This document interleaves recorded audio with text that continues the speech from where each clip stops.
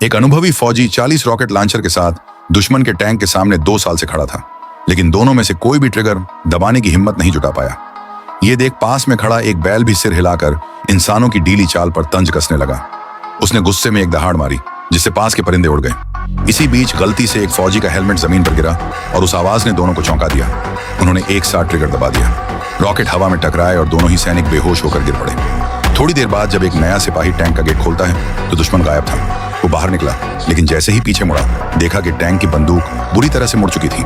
ये सेना का इकलौता टैंक था और वो किसी भी हाल में इसे नष्ट नहीं होने देना चाहता था। उसने टैंक को ठीक करने की लाख कोशिश की, लेकिन सब बेकार गया। फिर उसने तय किया कि टैंक को बेस में मरम्मत के लिए ले जाएगा। तभी अचानक आसमान से एक दुश्मन विमान प्रकट हुआ। नए सिपाही का खून खौल उठा। उसने टैंक से सीधे फायर कर दिया और मशीन गन से विमान पर ताबड़तोड़ गोलियां बरसाईं। गोलियों की बौछार से दुश्मन का विमान छलनी हो गया और जबरदस्ती लैंड करने पर मजबूर हो गया। लेकिन जैसे ही पायलट दोबारा उड़ान भरने की कोशिश करने लगा, सिपाही ने टैंक दौड़ा दी और उसे जमीन पर ही दबोच लिया। हाथों से हमला करते हुए उसने विमान को सीधा जमीन पर पटका। विमान जान बचाने के लिए भागने लगा, लेकिन टैंक की स्पीड भी किसी शेर से कम न थी। अंत में एक टूटे पुल के पास विमान को रोका नहीं गया और वो सीधे खाई में जा गिरा। नया सिपाही आखिरी सेकंड पर ब्रेक मारकर टैंक को बचा लेता है। इस टैंक बनाम फाइटर जेट की खतरनाक लड़ाई का यही धमाकेदार अंत था।